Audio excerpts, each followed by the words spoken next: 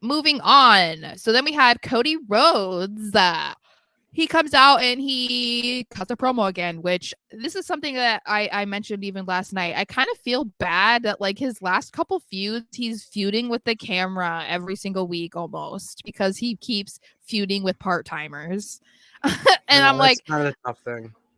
yeah, because then I was expecting Brock to be there last night, like especially after beating him up. I was like, oh, okay, yeah, they're gonna have him here tonight and they'll have him next week for the go home show, and he wasn't there. So then they're like, Brock Lesnar will be back next week, and I'm like, okay, like I don't know, I just felt bad. So he's talking about how he is not surprised with how his feud is going with Brock Lesnar, but that he is impressed. He says that he should be called Mr. SummerSlam, which was a hot thing on Twitter yesterday about Brock being Mr. SummerSlam. And he talked about how his family is upset with what Brock did to him last week, beating him up and just demolishing in front of him and in front of them, and his mother. You know what didn't impress? My mother. Michelle Runnels. Yeah. He said that he's more mad though that he did that to him last week and that the biggest mistake Brock made last week was leaving him breathing. So he says that he is going to embarrass Brock at SummerSlam and said that he is not going to be poking the bear. He's going to be slapping the bear across the face and saying, "Come get it." And then he said that he wants to beat Brock, but most importantly because he deserves to be beaten. And I was like, he flips Cody, the mic fucking over. Cody, stop. Cody, it's like, you know, it's one of those things where it's like he's just so good every week and you kind of are just waiting for that one week to be like, oh, that was so bad. But then it's like, I don't wish that, you know? Like I don't wish that, but he's just so good. He's so the best. You know what he is too? It's the old school wrestler in him because of being around his dad for so long, growing up in the business, and how everything now is so in your face and modernized. He brings you back to that classic old school feel of what a wrestler was back in the days without social media.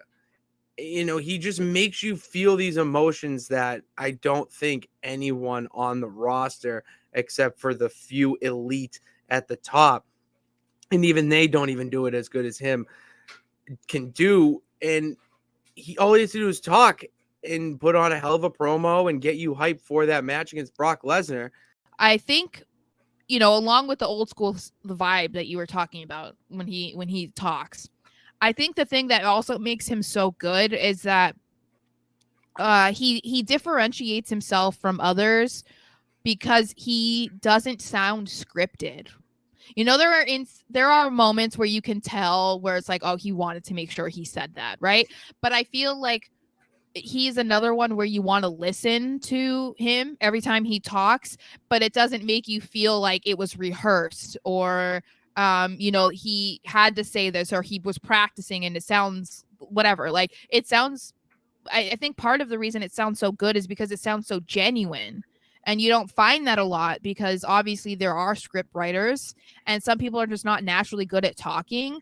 But again, that's the beauty of having a status in wrestling where you're not a character. You're an elevated version of yourself. And so it's a lot easier for you to then speak because you're able to speak from your own life experience and from your perspective and from your heart and not from, you know, oh, okay, I'm supposed to be a bad guy, but I'm not really a bad guy. So I'm going to have to talk like if I'm a bad, you know what I mean? So yeah, I think that's definitely a part of what makes him so captivating, I think, and why he just does so well every single week, which is cool because it wasn't always this way with Cody.